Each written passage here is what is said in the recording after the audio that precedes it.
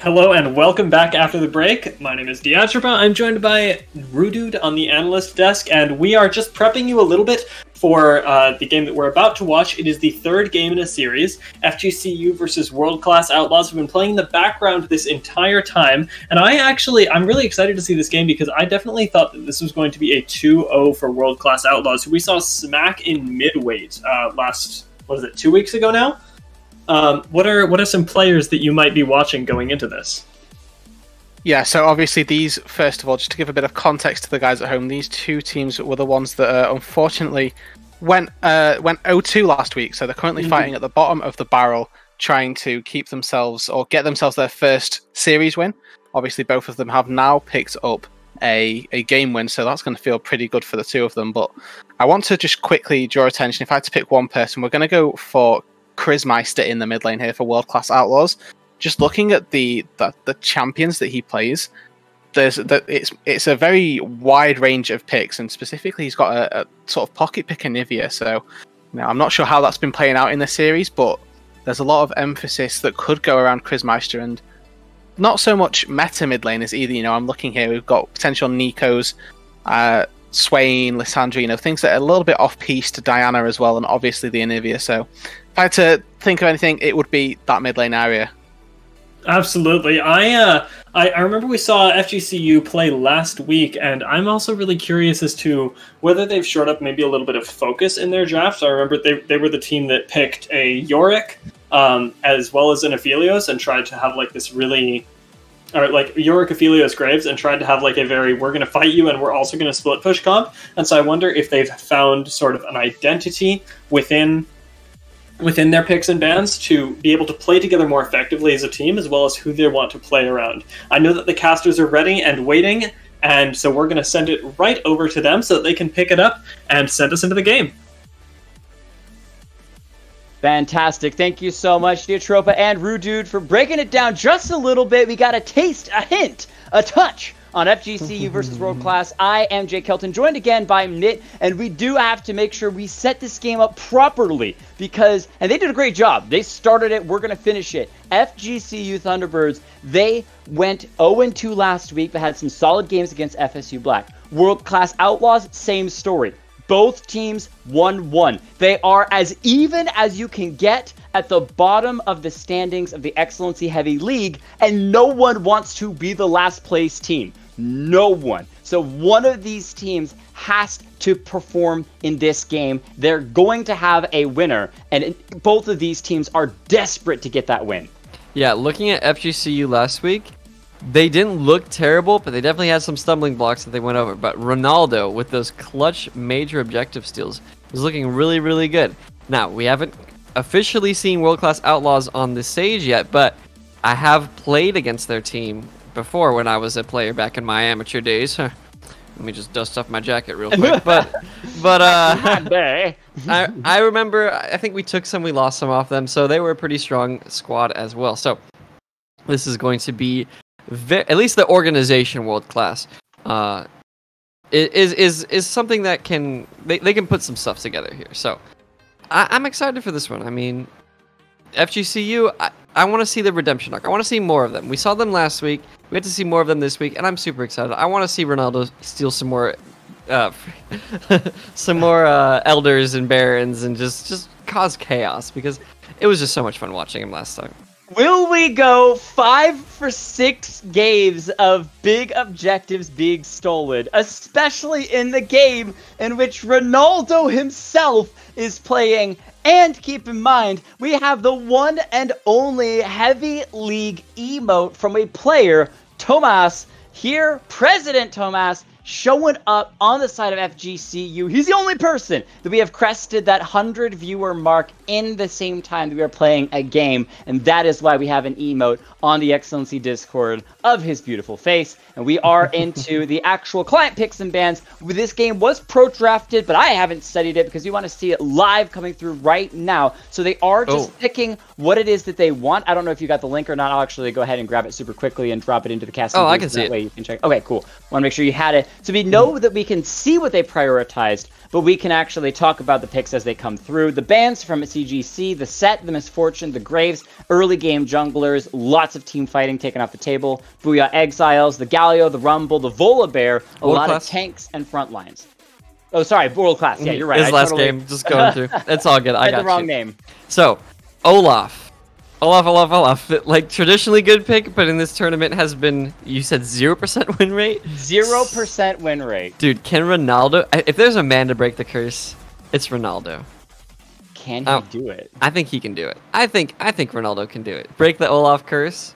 Like, absolutely. I mean, he's stolen, let's see, in the last set that we casted, but they haven't 3 games. Won. You but can he's steal still the ones that you want. You can steal all the ones you want. We don't have a record for how many large neutral objectives Olaf has stolen. If we had that, it would be 100% if Ronaldo's playing. That's fine. Hold up. Actual raw game wins on Olaf is 0%. No, that has changed. They won with it. They won with it tonight. Tonight they won with it. All right, so we actually have broken the Olaf curse. Okay. So now that we've broken the Olaf curse, anything's possible, Jake. Like, Ronaldo's just gonna run a house on this game. That's just what's gonna happen. But okay, let's talk about spicy. Syndra bot lane with a Rakan support. No traditional AD carry for the side of SGCU. They are just gonna send it. I mean, they have a send it composition. They got a Olaf, a Vladimir, a Syndra, a Rakan, and a Renekton. That just screams, we want to dive at you. Whereas on the other side of the rift here for WCO, they're playing a more traditional to some degree. You know, they got a bruiser in the top lane.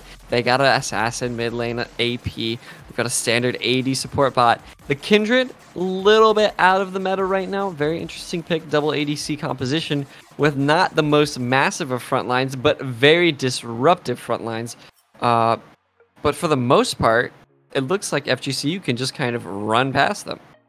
Yeah, it's, hey, you know what? You want to fight? That's great. That's fine. We don't care. We're going to just take over you by ignoring your entire front line. The Olaf, Vladimir pooling underneath, Renekton slicing and dicing through the team, all setting up for Syndra to one-shot whoever it is that she chooses.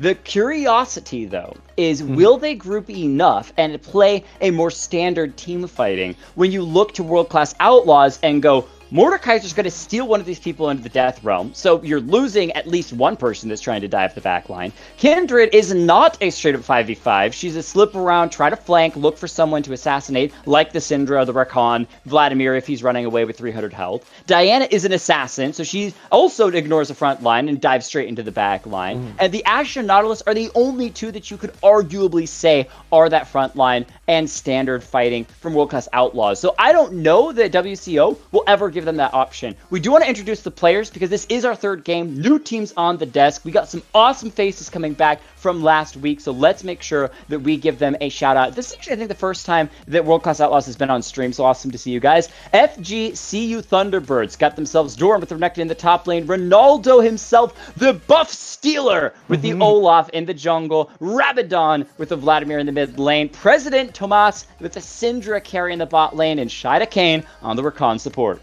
And on the red side of the rift, we have world-class Outlaws, Mordekaiser, WL, Freshburger in the top lane, Kindred, played by Reels in the jungle, Krizmeister on the Diana, Kathy and Shot being the AD carry support duo in that bot lane on Ashe and Nautilus, respectively. We're about to get into it, ladies and gentlemen. It is going to be hype. It is going to be amazing. It is going to be fantastic. Day 2, Game 3 of the XLNC Esports Heavy League. We got another 8 weeks to go after this, don't we? At least. It's 7 weeks for regular season. This will be 2 weeks down, so we'll have 5 more weeks after this. But they expect, amazing part about this tonight, this game, is the fact that these teams are fighting over last place, who they do not want to be in the very, very bottom of the barrel. There's no way out of it, no slippery option. They have to win this game. I have to feel like Thunderbirds have a small edge. And the reason why is that their composition seems to be a little bit easier to actually pull off. Yes, you're going to force the enemy team to come and fight you around Drakes or Rift Heralds. Even if they ignore it for the first couple, we've talked about how powerful an Elder Drake is, where you cannot just walk away and give that over to the enemy team. And they have the ability to choose multiple options to win this game. Olaf, great early game, even though he kind of struggles to 1v1 Kindred, but he can jump into these lanes and do a lot of damage super early on. But you also have the scaling from the Vladimir, you have the team fighting from the Rakan and the Syndra, but you also have pick from the Renekton and the Syndra. So there's a lot of options and ways to choose to play the game. If they struggle in the early, they can rely on the Vladimir and Syndra late. If they win in the early, well, then they're winning, so it's all great. Whereas the side of world-class Outlaws, they really have to rely so heavily on reels to get these carries ahead so they can win in the mid game. Yeah, and I like, as our analyst desk is pointing out to me right now, I love the fact that they do have that Kindred when they see the heavy dive, because Kindred is so good against dive. When she pulls down the Lamb's Respite, all your dive is suddenly kind of like, okay, well, all of our bursts just kind of disappeared. So, I mean, that's a great pickup here for world-class Outlaws that can help even the tide against this heavy dive composition. But like you said, it has multiple facets of ways to win the game. So maybe they move away from the dive, seeing the Kindred, and they move more towards a split push or or another composition. But it looks like we are on the Rift right now, and I do have one question for the analyst desk. If they can get me this answer, that would be amazing. If Olaf is pulled into the Death Realm and he presses R, does he just, through sheer anger and force of will, escape the Death Realm? Is that how that works? I would love if one of the casters or maybe somebody in the chat can let me know that one. He just right out of Death Realm. I'm so angry. I don't want to be here anymore, Mom. I'm coming back to the normal real world. Well, you can actually do that IRL. You go to the death spirit world, and you're just like. And then you're just like, okay, all right, fine. You go back. Go back there. All right, whoa, bro, slow down, man. Like, come on. Okay, we're sending you back. Like, that's too much negative energy for this space. This may be called the Death Realm, but we have standards, Olaf. Okay, you gotta have some chill to be here, all right? It has been confirmed that it does not work that way, and he will be stuck in the Death Realm. So it's not. It's considered CC. So wait, hold on. Am I reading that right? I'm not sure if I'm reading that right. He stays in the Death Realm. Okay, I am reading that right. Good. He stays in the Death Realm. Okay. XLNC Esports, welcome. Rating with a party of 79. Hello, and welcome. We are just getting started on our Game 3 tonight of the XLNC Heavy League. These games are right now most critical for these two teams. They are the bottom of the barrel for XLNC. One of these teams has to win. Last week, 0-2 for both teams. They are now playing against each other, and 1-1 Game 3 in a best of 3. So every moment matters for these players. One mistake, and they are the bottom of the barrel of the Heavy League. They do not want to be there. Welcome, everyone. Thank you for coming, and drop the follow if you enjoy XLNC, and you all are amazing for coming from Upsurge. Early aggression from Shot in this bottom lane. Good little hook there. But again, doesn't mean all that much because it is just so early on into the game. It's mostly about watching these junglers and where it is to prioritize, because Kindred's saying, hey, all your farm to belong to me. Yeah, it's a mirrored red side start. So we are forcing vertical jungling, which means Kindred's going to have agency in the bot lane. Olaf, of course, in the top lane. And I think, this is just my hot take, I think you want to be Kindred in this situation because the bot lane is a little bit more of a volatile matchup. You want to give your Ashe just that nice little safety net of knowing, oh, my jungler is going to be down here the entire time, and the enemy jungler has no chance of getting at me. So we should see Renekton pushing in the top side, and we should see Ashe pushing in the bot side. This is generally how these mirrored top side or these vertical jungling paths work because of how where the junglers are, who gets priority, who has to be afraid of a gank, and who has absolutely zero risk of getting ganked. So we are seeing that in the bot lane, and Renekton actually isn't able to get that push off.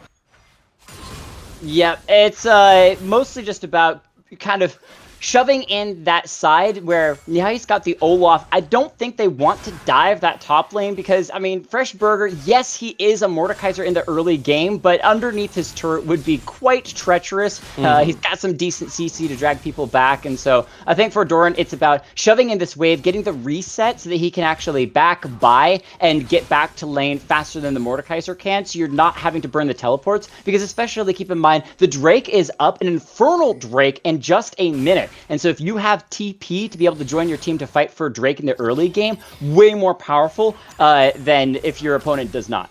Yeah, and the one of the other nice things about this split map situation that we have going on here is that Kindred actually won the coin flip, and the bot side Scuttle was the one with her mark on it, so she gets a free first mark of the game. That's gotta be a nice pickup if you're Reels here on this Kindred.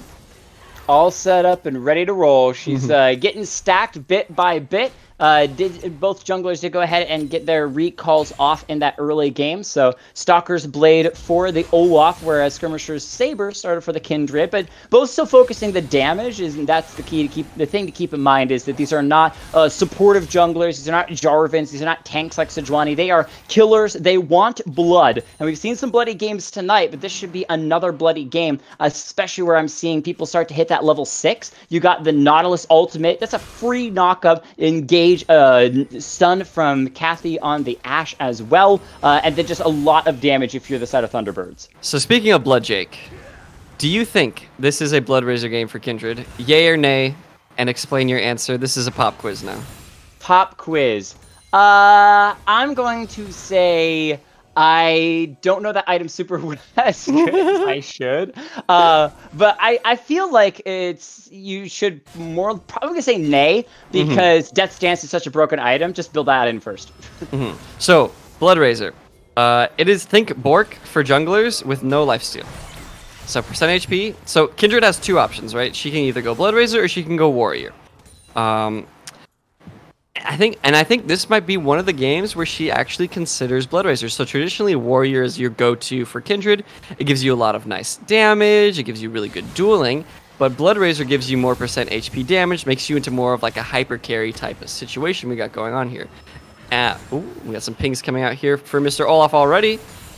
I suppose I could see that, but at the same time, it's going to take Vladimir a long time to get so deep into the game and so much health that it's actually going to be worthwhile to get that percent health damage. Renekton might be your only other target, which is an option, but as a Kindred, if you're hitting the Renekton, you're doing your job wrong. You need to be hitting the actual targets that are going to be dealing the most amount of damage. The priorities are that Syndra, the Rakan, the Olaf when it comes to these early game fights. And sure, it's not a bad idea to build keeping late game in mind, that if you're the side of world-class Outlaws, you want to be winning this early game as hard as possible. So comping your build towards late when you need to be winning early just doesn't seem to make the most sense to me.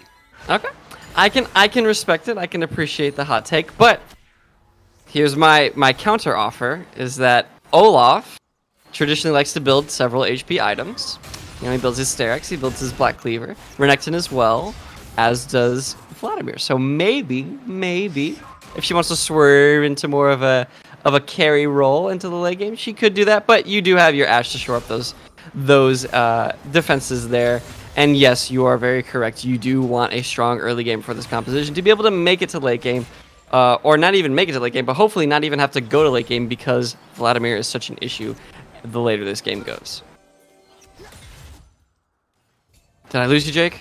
Nothing happened. Everything is great. NA Broadcasting has no clue what happened there, so we're all totally good. But yeah, I agree with you that we're keeping it in the early game. We'll see if they're actually able to pull that off as the Kindred is continuing to focus on farming. There's not quite as much skirmishing as expecting between these junglers, especially with it being a Kindred and an Olaf. And Olaf, regularly speaking, has to get low to really clear up his jungle super quickly. So I'm surprised Reels has been just more hyper-focused on getting his own farm. The Nautilus finding a dredge line to the bottom lane, but just poking a little bit on and that Drake goes over to Thunderbirds almost basically completely uncontested. Yep, and yeah, that's just free Draken right over there, just because Kindred's on the top side. I just called it a Draken. I just combined Drake and Dragon. I have no idea why I did that. But anyways, so I do want to look. We got a fight here in that mid lane. Hold on, Rabadon going ahead and using the pool, flashing over the wall. Reels is still on that chase. I'm not sure that ultimate Lamb's Respite coming out to look flashy, I suppose, but that was probably a bit of a misclick. Yeah, just a little bit there. I think I was a little bit behind you, but I am caught up now. But Lamb's Respite coming out, nobody dies at the end of the day, so all's well that ends well for both of these teams. But I want to go back to that point that I was making earlier about the Blood Razor, because it looks like Kindred is opting into it with the 2 daggers in their inventory. Yep, so it does seem like the Blood Razors is the direction he's going, which, as we said, could help against the Vladimir and the Renekton. And definitely, it's not a terrible item. We were just kind of discussing the pros and cons of it, as the Ashe is going the Cutlass. Go ahead, with what point you're saying. Oh, so I wanted to point out the thing that you were saying earlier, which is, they haven't been fighting a whole lot early on, right? But if you're going to build Warrior, then you want to be fighting early on. So it almost seems like Reels is like doing a different way of playing Kindred that we don't traditionally see. Kindred's kind of known for being a duelist. She's got great mobility into the jungle and tons of damage when she builds that Warrior. But it looks like if both teams are content to just farm it up, Kindred could potentially scale better if she gets a lot of her marks and pulls up a Blood Razor and lots of damage. So Well, I want to see how many marks she actually has. She's still sitting on just that 1 mark. That is not a lot in that early game. I don't think Shad has hit that dredge line too well. It does catch out Thomas just a touch. Ultimate out, actually, from Thomas as well to drop Reels low enough that Kindred is forced to back up. So, small scuffle in the bottom lane. Just burns a couple of summoner spells and ultimates. Yeah, at the end of the day, it's not, the worst thing in the world. Tomas gets to keep his flash. Oh! Death Realm. Into the Death Realm, Doran is brought. He's going to go ahead and start his own ultimate to try to survive against the Mordekaiser. Dominus keeping him alive, and now out of the Death Realm they go, and Olaf stuck around way too long. Mordekaiser should have seen that one coming. I mean, nice little touch here for Doran, using the empowered W to just peel the shield right off of Mordekaiser, but at the end of the day, he was dead either way. It's just, I like to see it. It's the little things. Kathy forced to flash in the bot lane. Oh. Yeah, speaking of little things, that's been pretty good from FGCU, being able to burn the flash from Kathy as a bit of a roam from shot into the mid lane. They're looking for Rabadon. Keep in mind, the Vladimir can pool. There he goes, pulling up for a moment as he was trying to be pulled back by the Diana ultimate. He's still alive, but he actually gets a massive heal as well. He will get out after basically everyone burned everything. The moonfall from Diana, not enough to shut the Vladimir down. Yeah, it's really hard to, kill the Vladimir. I mean, he's really tanky. He gets a lot of healing. He kind of walks away. And Kathy just didn't want to commit any more than they already did. They're just content to go back and farming. And I can respect it. Vladimir's not farming right now. Push your wave in, make him lose a tower, potentially get a plate. Your Herald goes uncontested. You don't necessarily know where the Olaf is. So if you go too deep, you can get punished for it. So I mean, just chunk them out, get them out of lane, and take your advantages. It's small incremental advantages that will slowly give you a lead in this game, as opposed to, going for the kill.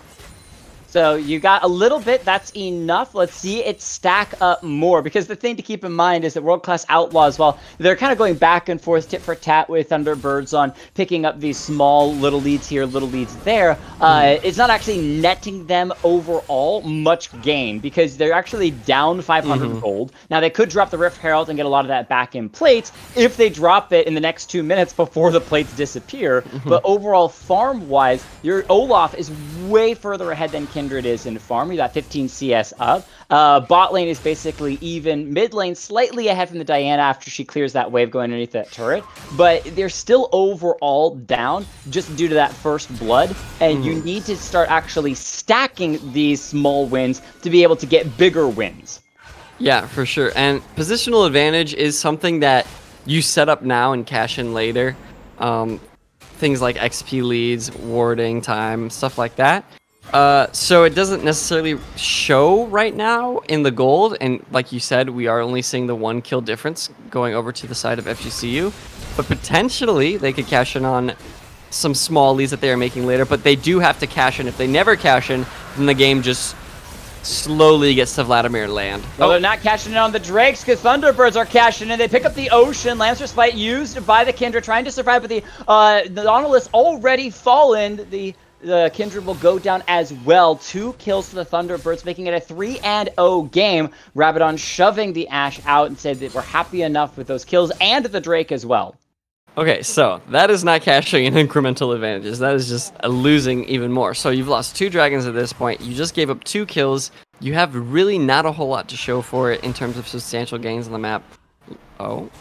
Diana finding Rabadon. Again, just saying hi. For it. Yeah, he's just giving him a high five and sending him on his way. But, I mean, does a Diana ever really have really hard kill pressure against a Vladimir? As long as that pool is up, there's really no way for Chrismeister to actually deal a killing blow. Also, keep something in mind. We are now done with the plates, as the Rift Herald still sitting in the inventory of that Kindred, not used. Oh, Nautilus! Should have thrown a dredge line, my man! Shot, just not throwing out that shot in the bottom lane. Could have been able to hook one in and probably gotten a kill. Rabadon going ahead and using a pool in the mid lane as Kindred did come in for another bit of a visit there. They probably want to drop the Rift Herald in that mid lane. There it goes, getting down this turret. But I don't think this is even close to execution range. It's just going to drop it low. But yeah, no plates, no execute, no nothing. Just a turret sitting at about a 1/6 of its health. Yeah, I feel like you could have gotten a better Herald there. But I mean, you get the damage. It's something. It's just not the most effective, I don't think. But first Herald, there's always another one if you can get your hands on it. But that would probably... Bit of a 1v1. Doran is fighting up there. We're going to switch over to Shot in the bottom side. He's going to be caught out. Goes down. Tomas picking that one up. Doran down to 100 health, but so is that Mordekaiser, so they all back away. Kindred actually taking the blast cone over the wall, not seeing Doran trying to slip back into his own jungle. He's going to be able to slip in, slide with a blue buff to get out and escape. That was just some really bad positioning from Reels with the blast cone. I think Reels was expecting Doran to like sit in the river bush and try to like cheese out Freshburger, not realizing that Doran is just like, hey, you know what? I didn't win this fight super hard, so I'm just going to walk away and try to get some health back. So ends up looking a little foolish there. Oh, but now she's really far out of position. Oh, Reels, how do you get out of this one? Tumbles over the wall. Olaf straight away goes into the Ragnarok, dropping the axes, taking himself a solo victory as Doran was trying to get in and help out with a little assist there. It is a 5-0 lead from Thunderbirds, and they're feeling really good coming into this game 3. Yeah, it's looking super dominant. Only 15 minutes and a 2K gold lead. That's really massive for what you're seeing right now. And, I mean, Reels, how many... I think Reels still is only sitting on that 1 mark. I'll find out exactly when she spawns, but that is looking pretty rough there for Reels. I mean, the path back into this game is, like, slowly evaporating just because as the lead has already been... Your window of opportunity is closing, right? Vladimir is scaling. Syndra's getting into one-shot territory. Ronaldo has done everything that he needs to do, basically, in this early game to set the team up for a strong mid-game, which is quickly approaching. And yeah, only 2 marks here on the Kindred. That is... It's not a good look if you're WCO. Yeah, Tomas is 2-0-1 on the Syndra, right? That is exactly what you want to be if you're an early game carry AP in the bottom lane. Then you have the Vladimir scaling, 1-0-2. He's looking great. He's got himself already completed the Spellbinder, so he's going to have that extra movement speed. And even this fight, I don't think WCO wants, but they're going to try to start it up anyway. Olaf running in. Here's the Rakan, taunting up 4 members, bring everyone together. However, Ronaldo finally drops the first kill the WCO have been able to pick up. Vladimir is here pulling and Ignite ticking down to pick up the Kindred, looking for Shot next. Tomas doing a little bit of damage. The golden stopwatch used. They still find the knock-up. Good timing from Shai to be able to get that knock-up. Here's WL Freshburger. Finds himself the Syndra, chasing down the Rakan. Into the Death Realm he goes. You cannot escape the Obliterate. And coming out from the Death Realm, they're now going to try to take down Rabadon, but Obliterate a little bit short. The Vladimir still wants more. Comes back with an empowered Q. Look at the burst damage, but Chrismeister is still here, trying to dash around, chasing forward. Moonfall's already been used, just hoping to try to escape the burst from Rabadon to finish him off, and they let the Vladimir go. Renekton this entire time has been pushing top lane and should be able to secure a second turret for the Thunderbirds. I mean, Freshburger teleporting in there and picking up 2 kills for himself, it's nice, but you still lose a tower at the end of the day, and the fight, it basically just makes the fight even, so it's a net loss here for WCO, which is unfortunate. They really needed like a solid win. The only plus side is that your solo laner is now a decent bit stronger, and Chrismeister is actually looking pretty effective on this Diana, despite the fact that they're down right now. Well, and they also were able to pick up 150 shutdown gold when they finished off the Syndra, so that's a little bit extra. They weren't able to do it on the Vladimir, though. Rabadon back into the pool they go. Rakan here, continuing to dash around, trying to taunt people up. The flash from Shot once again as he's trying to run away. He's not tanky. Keep in mind, he's barely gotten any gold this game. 0-3 on the support Nautilus. He doesn't have the stats to handle these quick engages and quick fights that the Thunderbirds are continuing to throw out. Chris Meister is here, looking for an opportunity to dive on in. The Nautilus should go down very quickly. There he goes, falling. They've sunned up the Diana. This Tomas on the Syndra, who's wrecking everyone. WL takes one with him, trades it with their Nectin, but it's still an ace for the Thunderbirds. They get the third Drake of the game at the 19-minute mark. This game has barely begun, and it's already being crushed by the Thunderbirds. Yeah, the two AP carries both having 5 kills apiece. 500 gold shutdown on Rabadon, 300 gold on Tomas. If they do fall, that would be a nice gold swing back over to the side of WCO, but right now it's not looking like they can get anything going. I mean, Chris Meister jumps in there, has a pretty decent ultimate, gets some good damage off, but it's just not enough. He just evaporates as soon as Tomas, presses R. He might as well bind his ultimate to the delete key, because that is the amount of damage that he is putting out right now. It's disgusting. Good stuff from Tomas. Not just a recall for Dicky. Go back to the fountain, you fools. 4,000 gold lead for FGCU. I would be curious to know if this is the highest lead they've had in any game, because even in their game 2 of last week, which was our closest game versus FSU Black in that school rivalry match, they were never able to really get a solid lead by more than a couple hundred, maybe 1,000 gold at most. And I don't know these other 2 games, game 1 and game 2, how far their leads were. But either way, being up 4,000 gold still feels really good for this team and bodes well for the next coming weeks, how well they do. But they need to close this game out in good fashion, because even if you're up 4,000 gold, 5,000 gold, 10,000 gold, if you struggle to close a game out, other better teams will punish you for it. Yeah, exactly. But I mean, in this game, at least in particular, they are winning early, and they do have scaling on their side as Ronaldo comes in for a gank on a Freshburger. Yep, Freshburger, you're probably gone, my buddy. Good obliterate, still did a lot of damage in his Death Realm, gets a shield, tries to trade, but Olaf's attacks get faster as he gets lower and closer to death, and the Ragnarok comes through. Yeah, a basic gank. Freshburger overextended a little bit. Oh no, Kathy, goodbye. Oh, goodbye to the Ashe. Gonna be taken out as, Rabadon just doing Vladimir things, bursting down the Ashe and just executing them in the top side. You try to leave your ADC off into the side lane to grab a little bit of farm, and they just get punished for it. Yeah, it's like wolves, like lambs to the slaughter. It's so unfortunate to see it happen. Both of your side laners going down, making it a 3v5 on the map right now. FGCU basically able to do whatever they want right now. Chris Meister trying to pick something up here in the top lane. Or bot lane, sorry. Throwing out a lot of damage onto Doran. Shot coming in as well. The dredge line to the wall to try to get a little bit closer, but of course the slice is going to take Doran out of harm's way, out of the danger zone, able to escape, and now into the mid lane, pushing in. Thunderbirds looking to crack a couple more of these turrets and finishing off all the exterior turrets. They now only have those second tier to worry about. Oh man, yeah, they're just taking advantages and rolling with them. And this Vlad the entire time is just scaling. 172 CS, which isn't the most impressive, but the 6 kills more than make up for that, as he just makes very short work of Freshburger. Ugh, that is just disgusting. I don't think at this point world-class Outlaws have anything that they can do to shut down Rabadon. He's just so far ahead, and this is still early game. This guy is just ridiculously strong. Even if you brought all the members of world-class Outlaws together, that would be your only hope to chain CC, maybe finish him off. He doesn't even have a Zhonya's completed yet, and he still seems untouchable. Yeah, he just finished his death cap when he went back to base, and that is a very, very scary item. I don't know if you've ever played against a Vladimir with a death cap and a Spellbinder, which are like the 2 highest damage items that you can really build on Vlad.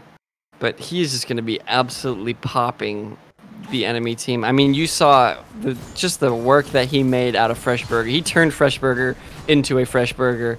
And it's not getting much tankier here for the side of WCO. So this Vladimir is going to be a constant threat on all members, not just the backline, as is Vlad's usual role, like a disruptive backline diver. He's just going to be destroying whoever he wants with reckless abandon, and it is gonna be really hard to stop him. Who needs to dive the back line when you can dive the front line too?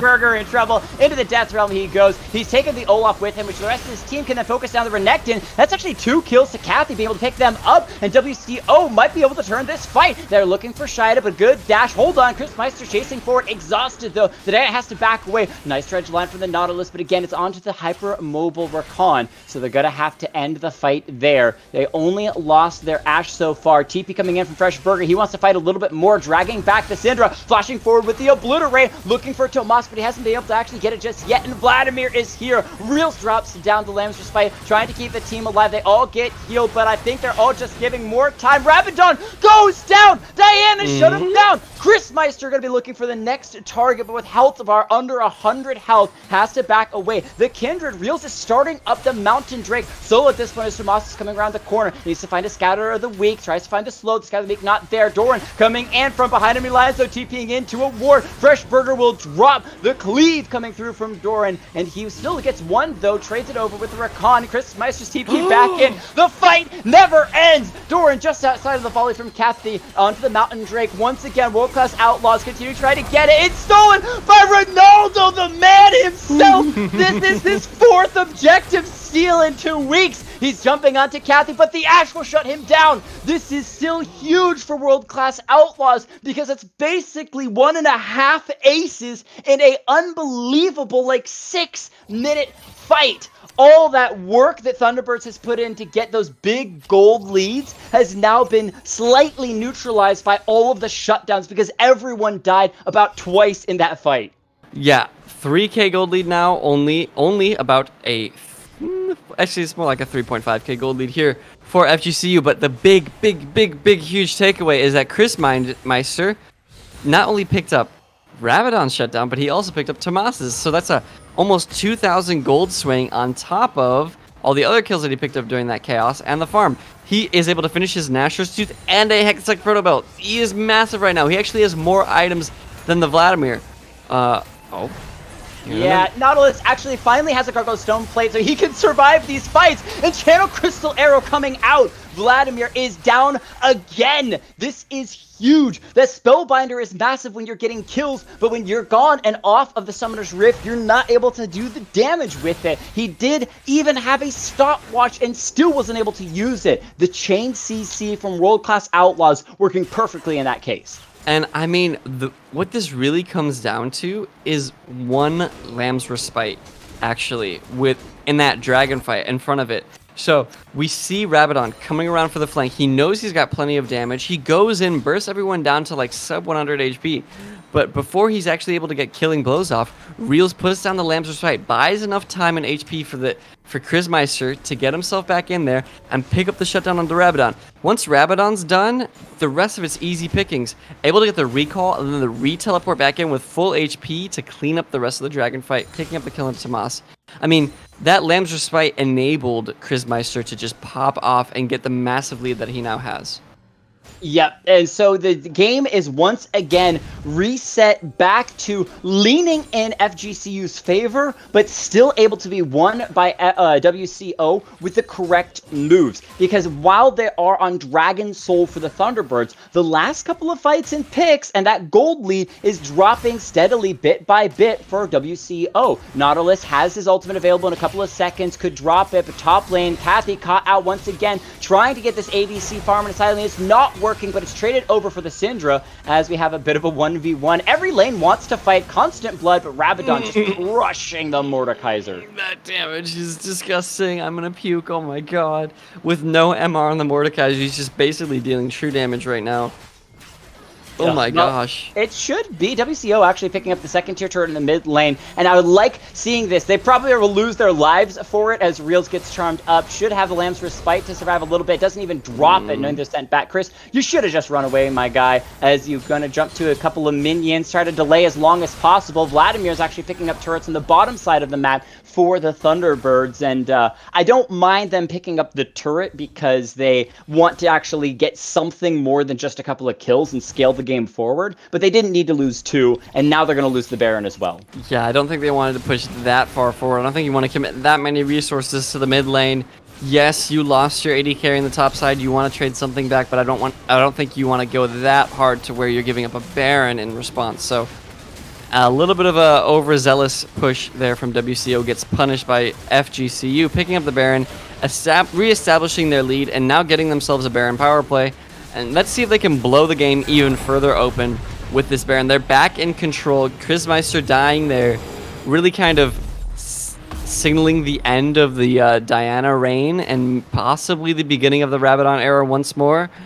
He is still very, very strong, picking up his Void Staff now. He's going to be doing immense amounts of damage, has the stopwatch for the cheesiness, and they're looking to just group 5-man push mid, and I love this. When you pick up Baron, don't waste the time, don't go farming your jungle, just go down mid and get your advantages, get what you can. The 5v5 is going to be really hard for WCO to stave off here. Well, and the big thing is that they really want to push in and knock down the Nexus or inhibitor turret, so that way world-class Outlaws have to have something they have to deal with while Thunderbirds can go and get the Elder Drake that's up in just a minute. So you really want to make sure you not only knock this inhibitor down, you do it quickly so that you can then go get the Elder. Well, maybe they don't need to worry about Elder. They're just going to end the game. Combo wipe. Fresh Burger showing up here is able to pick up the Syndra because she's the squishiest member of the enemy team. Sends it into the Death Realm. He's actually dueling a little bit for a moment. I think that it was the Vladimir that he was having fun with, but still ends up getting taken down. Yeah, he actually takes down Vladimir too, so 1 for 2, not bad, Fresh Burger, but the rest of your team just got wiped by Shida coming in with that quickness. Yeah, the dive was so fast. I mean, Reels didn't even have a chance to press R. Had he been able to, like, get it off right before he died, that fight might have gone completely different, because they blew a lot trying to make that happen. But unfortunately, that is not the case, and FGCU take it 2-1 over WCO. And it was beautiful to watch. This team definitely wants to make their place known within the XLNC Heavy League. And hey, they did lose a game to world-class Outlaws, so it shows you just how close the competition is in this league. But congratulations to them. They are not going to go 0-2 2 weeks in a row, or just lose the series 2 weeks in a row. So they will have at least won 1 and will be 1-1 overall in the stats. But man, world-class Outlaws, they still put in a lot of work, and there was a moment in this game in which it felt like they had the opportunity to actually take over the game. We've welcomed back our analyst desk to take over and break this game down a little bit, where we will then follow up with an interview with one of the members of the FGCU Thunderbirds.